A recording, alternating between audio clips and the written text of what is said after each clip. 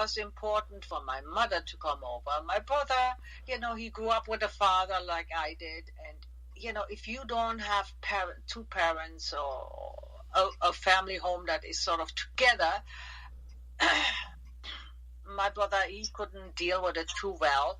And he would be, when I came over here, and then my sister had come before, and then he wanted to come over as well, and then he came over here, and he couldn't fit in either. He was drinking too much and carrying on, and he could never really find his way because he was, I don't know, maybe it's because he grew up without a dad. Anyway, he was always very difficult to get along with, but he came over as well. But then my mother came over when my daughter was born.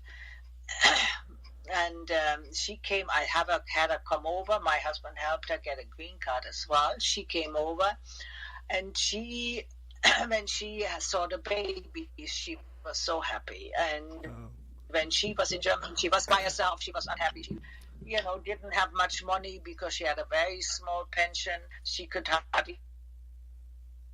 We all had to help her out. And then when she came over here, we let her come over and take care of my children. She was so happy, and she just enjoyed her life, and she lived to be in her 80s, and she lived with us all those time, and she was very, very happy to be with her children, and it's important to have family, and I enjoy my family, and I've learned it from my mother, and you sort of learn how to appreciate family, and she was a big help. She took care of my children. She helped me with everything. So I had free time to be with my husband and help him, and so it was a good time. Yeah. Yeah, that definitely, that definitely seems to good to kind of have all that family around you. Yes, like, yes, that is a big help. Yes, and so I am so happy I came over here, and now people in Germany, they're doing well, and it's a different. It's a different lifestyle also. But during the war and after the war, it was a third world country living. You had to struggle for everything. And then especially my mother had to worry about the neighbors, that they report you for this or that, and then they would, the Gestapo or whatever would come and take you away overnight, and you will never see them again. So the people were scared. They were scared of saying anything, doing anything. It was a nightmare. When you were living originally in America, you kind of like lived like mostly like a single life, but then eventually you were able to like meet my grandfather, and you started a family, had 3 kids. And how did that really like change life for me? How did like your community around like who you hung out with, like how does that change? I don't quite get the question. I met your grandfather, right? And what would change? What was the question? How did, I'm sure like when you started a family, obviously that was like pretty life changing event, but like how did life change after you like first started a family?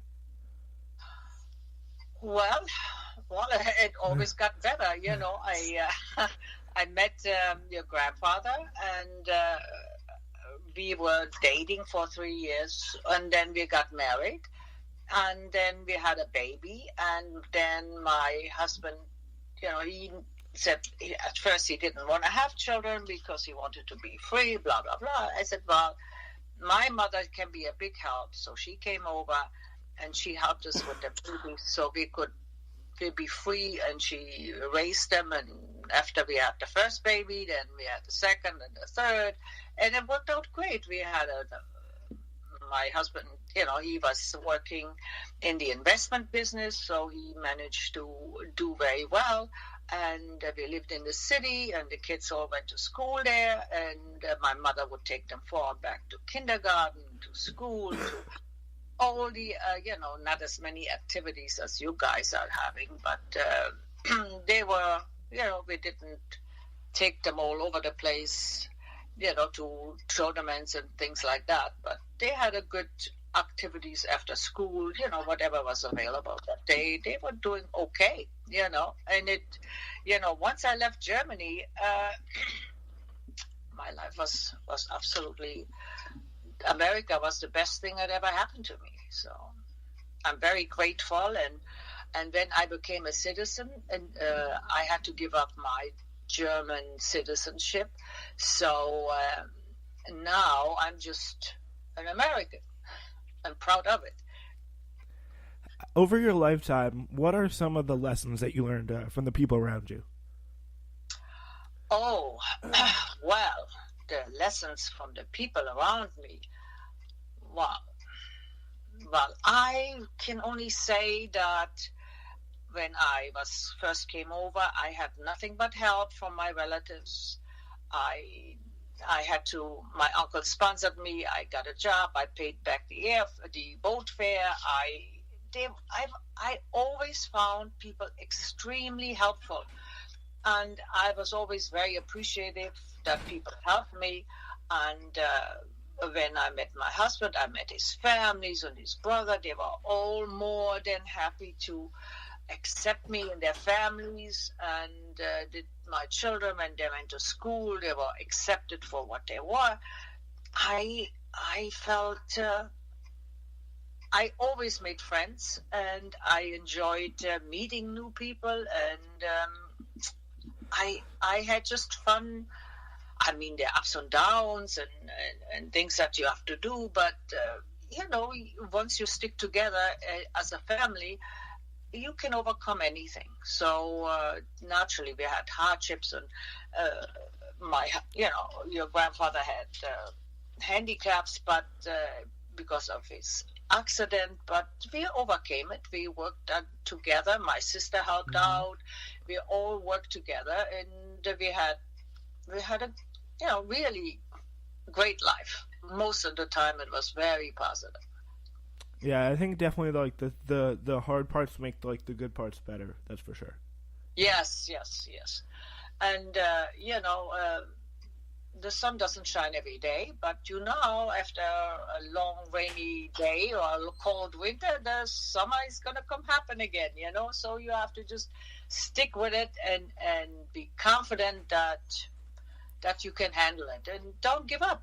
Whatever your project is, just don't give up. And I never did give up. I love my family, and that's what is the important thing, and I still love them today. I mean, that's the fun part, to stick with it and make the best of it and help everybody get better and enjoy their lives. So, well, anyway, but the main thing is I don't have to go back to Germany and relive that disaster. So I just hope it doesn't happen anywhere, where I am, that there is a war and you have nothing to have to be afraid. You can't say anything, and you have to hide and go in a bomb shelter and all that stuff, which is such a hardship. And once you have experienced that, you don't forget it. So whenever you have it, like in the U.S., I mean, it is, people just don't know how good they're having it